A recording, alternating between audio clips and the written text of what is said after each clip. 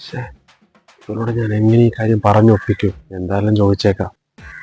ഞാനിത് കിട്ടിയിട്ടേ പോകുള്ളൂ. എന്തോ കാര്യം സാധിക്കാനുണ്ട്. പൈസ ആയിരിക്കും.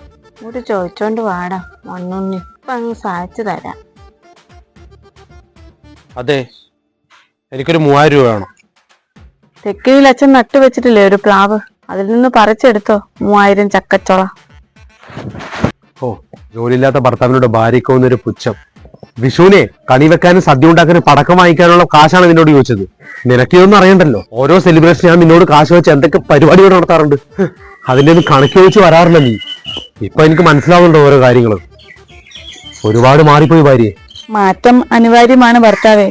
3000 രൂപ ഇട്ടൊരു 3 രൂപ പോലും ഞാൻ നിങ്ങൾക്ക് തരില്ല. എടി മോളെ, വിഷുവിനെ എന്റെ അച്ഛനും എന്റെ അമ്മാവന്മാരും കൂടെ തരുന്നതേ 500 നോട്ടുകളാ. അത് മൊത്തം കൂട്ടിയാൽ തന്നെ 10K. ഇപ്പൊ ഒരു 3000 രൂപ തന്നാ 6000 രൂപയ്ക്ക് ഞാൻ തിരിച്ചു തരാം. ഓക്കെ അല്ലേ? ജോലിയില്ലാത്ത മോനെ, വിഷു ആയിട്ടേ അച്ഛനും അമ്മാവന്മാരുടെ കൈ നീട്ടി ഒന്ന് തരും. അത് മേടിച്ചങ്ങ് വന്നേച്ചാ മതി. എന്റെ കയ്യിൽ നിന്ന് ഒരു 5 പൈസ ഞാൻ തരൂല.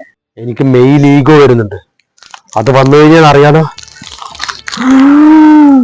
ആണുങ്ങൾക്ക് മാത്രമല്ല ഈഗോ ഉള്ളത്, പെണ്ണുങ്ങൾക്കും ഉണ്ട്. വലിയ കാണിച്ച് പഠിപ്പിക്കാതെ. ജോലിയില്ലാത്ത ഭർത്താവ് പോയേ.